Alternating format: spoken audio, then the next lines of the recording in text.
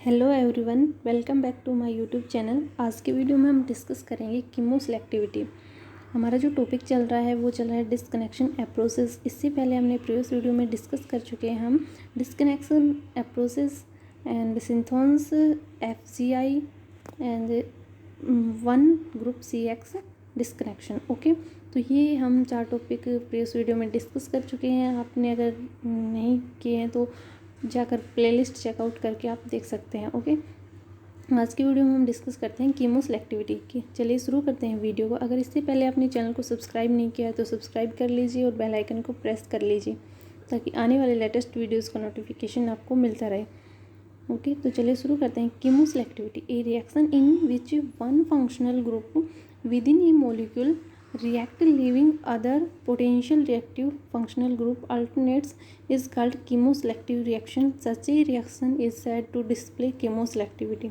Okay, तो ये हमारे कीमोसेलेक्टिविटी मेनली होती क्या है कि एक जो हमारी रिएक्शन है उसमें हमारे क्या हो कि 2 फंक्शनल ग्रुप प्रेजेंट हों। ओके, तो हमारा हम क्या करना चाहें कि एक को ही हम क्या करवाना चाहें, रिएक्ट करवाना चाहें। ओके, तो यहाँ पर हमारी क्या आ जाती है कि इसके लिए जो वो प्रॉब्लम हमारी होती है उसी को हम क्या बोलते हैं, कीमो सेलेक्टिविटी बोलते हैं। हम क्या कौन से हमारे ग्रुप का क्या कराएं, रिएक्शन करवाएं, तो ये हमारी प्रॉब्लम हो जाती है। तो इसी को हम कीमो सेलेक्टिविटी बोलते हैं। देखिए, ए reaction in which one functional group with in a molecule react leaving other potentially reactive functional group alternate is called chemo selective reaction. यानी कि हमारा एक फंक्शनल ग्रुप है किसी मॉलिक्यूल में, वो रिएक्ट करवाते हैं। अगर हमारा अदर फंक्शनल ग्रुप भी प्रेजेंट होता है तो उसी को हम बोलते हैं कीमो सेलेक्टिविटी।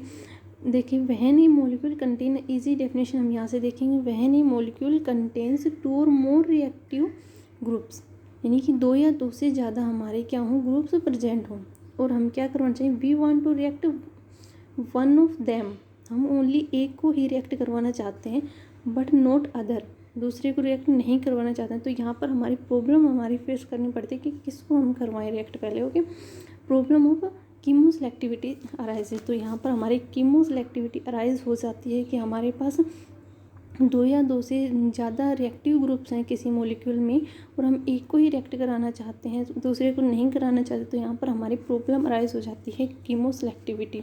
तो इसके लिए हमारी कुछ गाइडलाइंस होती हैं इन हमारी कीमो सेलेक्टिविटी को सोल्व करने के लिए।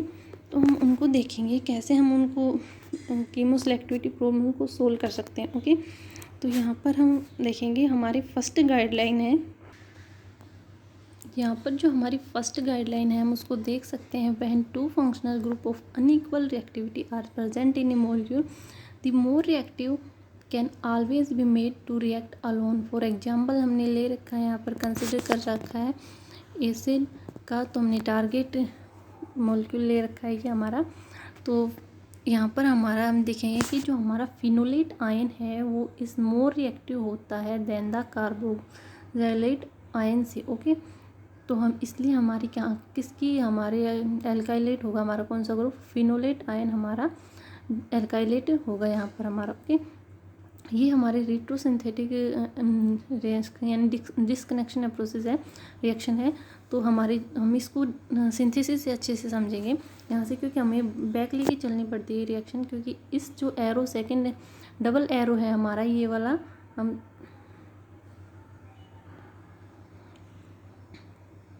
जो हमारे यहाँ पर ये डबल एरो दिखाया हुआ है, यहाँ से हमें क्या करना पड़ता है कि डबल एरो का मतलब ही क्या है कि डिस्कनेक्शन अप्रोचेस रिएक्शन है ये। तो यहाँ से हम इस वाले से हमारा ये वाला प्रोडक्ट बना है, ना कि हमारे इस वाले प्रोडक्ट से ये वाला बना है। ओके, तो हम इसको सिंथेसिस समझ लेते हैं तो उससे थोड़ा ईजिली समझ में आ जाएगा। सिंथेसिस से हम देखते हैं कि सिंथेसिस में क्या है हमारा, कि हमारे इसमें देख लेते हैं हम, ये 2 फंक्शनल ग्रुप हमारे प्रेजेंट है। ओके, तो हम ओनली हमारा जो हमारा फिनोलिक आयन है ये हमारा, हम यहाँ से इनका आयन बनाएंगे। जब इसके अल्काइलेशन कराएंगे तो हमारा दोनों क्या बनेंगे, अनायंस बनेंगे। तो ये जो आयन्स है हमारा, जो ये हमारा फिनोलिक आयन है ये मोर रिएक्टिव होता है देन द कार्बोक्सिलेट आयन के। ओके, तो यहाँ से जब हम बेंजीन आयोडाइड की रिएक्शन कराते हैं तो यहाँ से हमारा बेंजीन और कार्बन और आयोडीन का बॉन्ड ब्रेक होता है तो इस वाले कार्बन पर हमारा कैसा चार्ज आएगा, पॉजिटिव। आयोडीन हमारा निकल जाएगा तो पॉजिटिव चार्ज जब हमारा कहाँ पर रिएक्ट करेगा, इस वाले ऑक्सीजन पर रिएक्ट करेगा, ना कि उस वाले ऑक्सीजन पर रिएक्ट करेगा। यहाँ पर क्यों करेगा, क्योंकि ये वाला ऑक्सीजन ज़्यादा मोर रिएक्टिव है, इसलिए इस पर करेगा। ओके, तो फर्स्ट तो प्रॉब्लम को सोल्व करने के लिए हमारा ये वाला मेथड था, first guideline. And second guideline हम देख लेते हैं। सेकंड गाइडलाइन में हमारा क्या है, when one functional group can react twice the starting material and first product will complete for the product, the reaction will be successfully only if the first product is less reactive than the starting material।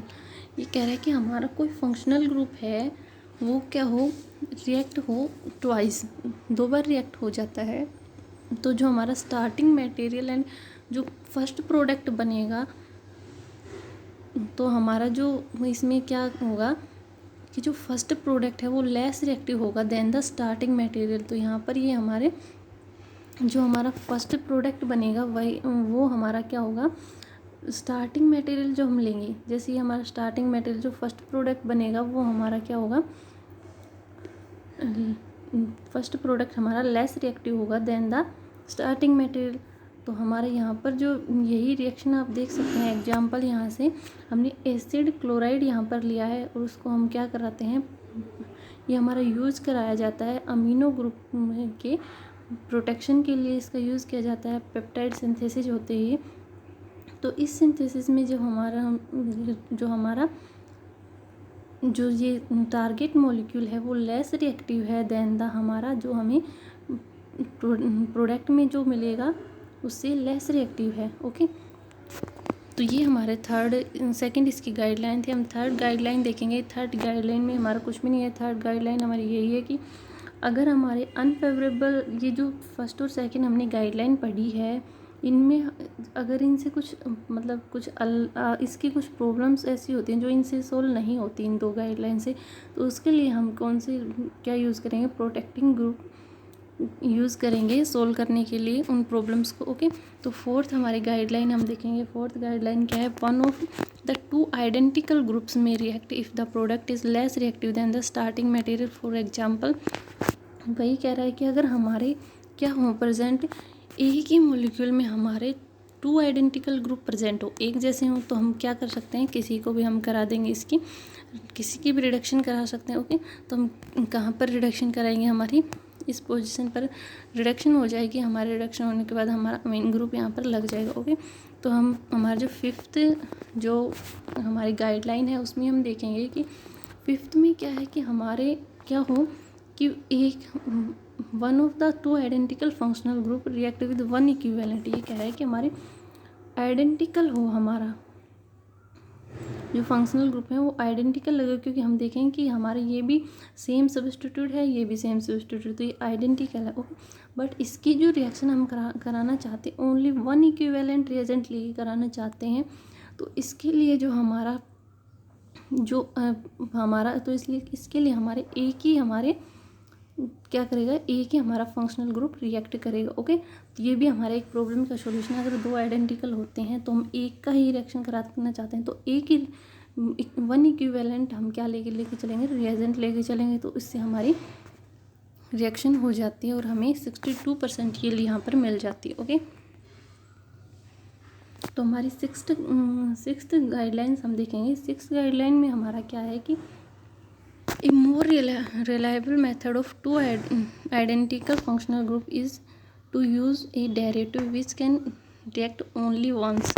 अच्छा जी, तो इसमें reaction में क्या है कि हमारा अगर 2 identical functional group लगे हों और तो हम क्या करेंगे, उसका डेरिवेटिव लेके चलेंगे। डेरिवेटिव के लिए हम इसकी रिएक्शन कराएंगे A(O) के साथ, तो हमारा यहाँ से रिएक्शन कराने पर हमें इसका क्या मिल जाएगा, डेरिवेटिव मिल जाएगा, जो कि हमारा साइक्लिक एनहाइड्राइड है।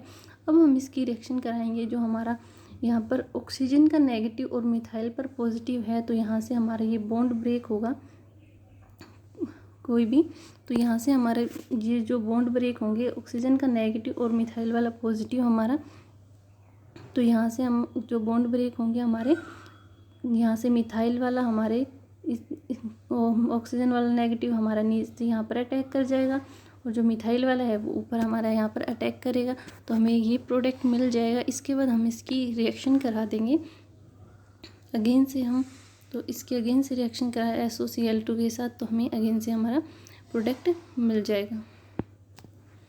तो हाँ, यहाँ पर जब हम रिएक्शन कराते हैं इसकी MEOS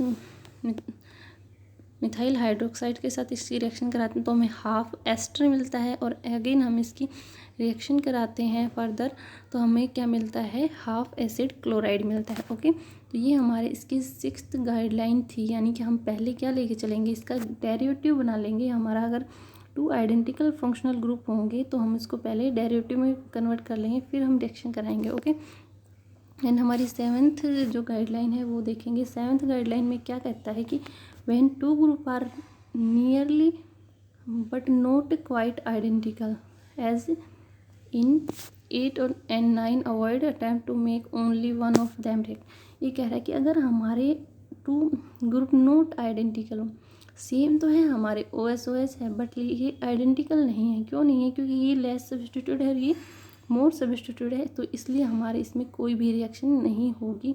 ओके, तो हमारे इसकी यहाँ पर हमारी कोई रिएक्शन नहीं होगी, देख सकते हैं आप। सेम इसमें हमारा कोई भी रिएक्शन इसमें भी नहीं होगी। ओके, तो ये थी हमारी कुछ गाइडलाइंस कीमोसेलेक्टिविटी प्रॉब्लम्स को सोल्व करने के लिए, जो कि आपने देख लिए हैं। कीमोसेलेक्टिविटी हमने फर्स्ट जाना है कि कीमोसेलेक्टिविटी क्या था हमारा। कीमोसेलेक्टिविटी में हमारे 2 फंक्शनल ग्रुप होते हैं, बट हम चाहते हैं कि एक को ही रिएक्ट कराएं, दूसरे को रिएक्ट ना कराएं, तो ये हमारी प्रॉब्लम, हमारी यहाँ पर कीमोसेलेक्टिविटी अराइज हो जाती है। तो इसके लिए हमने कुछ गाइडलाइंस पढ़ी हैं, जो कि आपने देख चुके हैं। अगर वीडियो अच्छी लगे तो लाइक करें, शेयर करें एंड कमेंट करें। अगर आपको कोई भी वीडियो से टॉपिक से रिलेटेड वीडियो चाहिए, और चैनल को सब्सक्राइब ज़रूर कर लें। Thank you for watching, bye bye.